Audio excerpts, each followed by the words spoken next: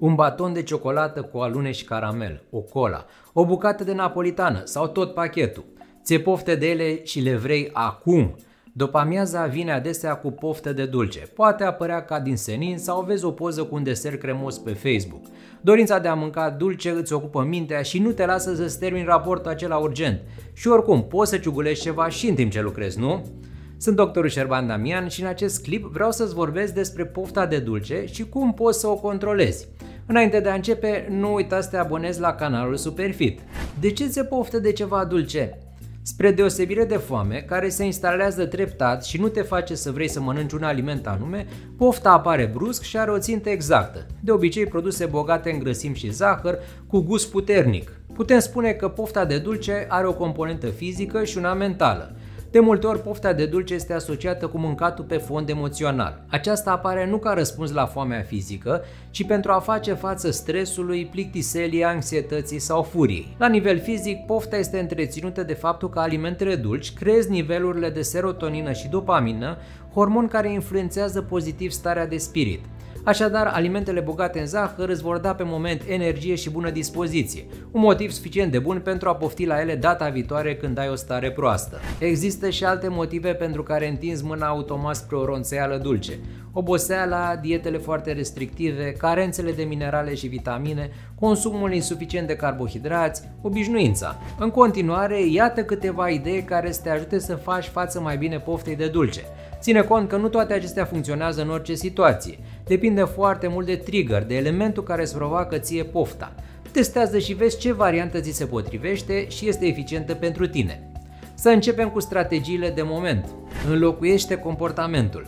Când ți-e poftă de un dulce, oprește-te și observă unde te afli, cu cine ești, ce activitate faci, cum te simți fizic, de exemplu ești încordat, sau cum te simți pe plan emoțional, de exemplu ești stresat, fericit, îngrijorat, ce gânduri asociezi cu pofta respectivă. Îți dorești un produs anume, o aromă sau o textură specifică? Este un exercițiu de făcut de fiecare dată când vrei din senin să mănânci ceva dulce, pentru că îți permite să observi anumite tipare și să găsești soluții alternative. După ce ai identificat elementele care declanșează pofta, schimbă răspunsul atunci când acesta apare. Înlocuiește dulcele cu o activitate plăcută ce nu presupune mâncare, cum ar fi plimbare, ascultat muzică, scris, sunat un prieten, stretching. Dacă este posibil, evită situațiile care îți trezesc dorința de dulce, de exemplu, ocolește raftul cu dulciuri din supermarket și nu ține dulciuri în apropierea biroului de unde lucrezi. Amână pofta. O soluție ar fi să pui pauză când simți pofta, să te oprești și să încerci să negociezi cu ea apelând la rațiune. Știm, ușor de zis, greu de făcut. Propune-ți să aștepți 15 minute, o oră sau chiar o zi până să satisfaci pofta respectivă. S-ar putea să te iei cu altele și să uiți complet de ea. De obicei, poftele cauzate de anumite stări emoționale sunt trecătoare și dispar după 15-20 de minute. Bea apă. S-ar putea ca pofta de dulce să fie în realitate deshidratare, așa că bea un pahar cu apă, simplă sau infuzată cu fructe și ierburi aromatice. Alege o alternativă mai sănătoasă. În loc de ciocolată cu lapte, alege ciocolata neagră de calitate.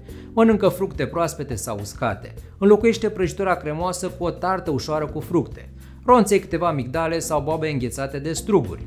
Și alimentele sănătoase au calorii, deci nu fă exces nici în cazul lor. Minusul aici este că dacă pofta de un anumit aliment e foarte puternică, s-ar putea să te trezești că după ce ai mâncat 4 mere, o pungă de fistic și un baton proteic, vei devora oricum ciocolata cu lapte pe care ți-o dăreai de la început. Trăgând linie, vei avea un consum caloric mult mai mare decât dacă ți-ai fi satisfăcut pofta inițială, plus foarte probabil un sentiment de vinovăție.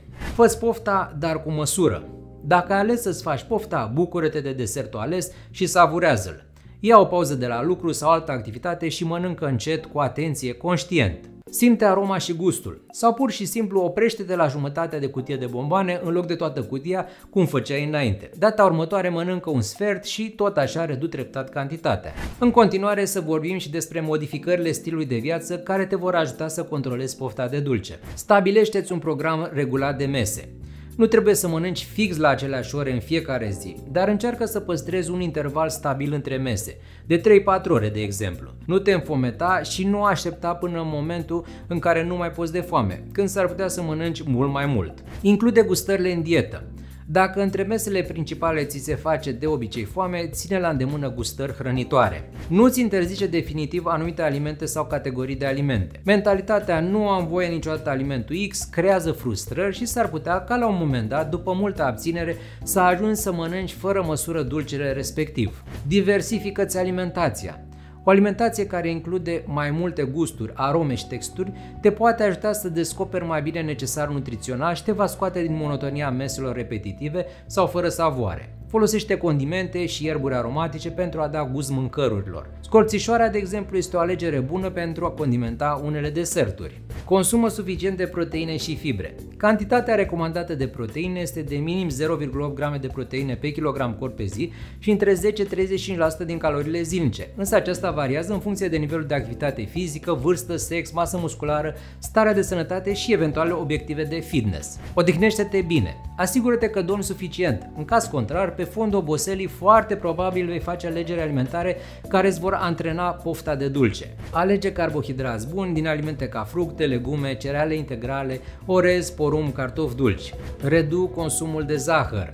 Împarte sprăjitura cu cineva, redu numărul săptămânal de porții de desert sau folosește mai puțin zahăr dacă pregătești chiar tu dulcele. Vezi dacă ai deficiențe de vitamine sau minerale. Fă-ți analizele de sânge ca să identifici eventualele carențe și mergi la medic pentru a primi recomandările potrivite. Diminuează stresul. Acesta influențează comportamentul alimentar, mai ales în cazul femeilor, și te poate determina să mănânci mai multe dulciuri pentru a te calma, mâncând pe fond emoțional. Sunt alături de tine la Centrul Superfit dacă ai nevoie de ajutor ca să scapi de pofta de dulce. Sper că aceste informații ți-au fost de folos. Nu uita să te abonezi la canalul Superfit și să-mi lași un comentariu în care să-mi spui cum ai rezolvat tu pofta de dulce.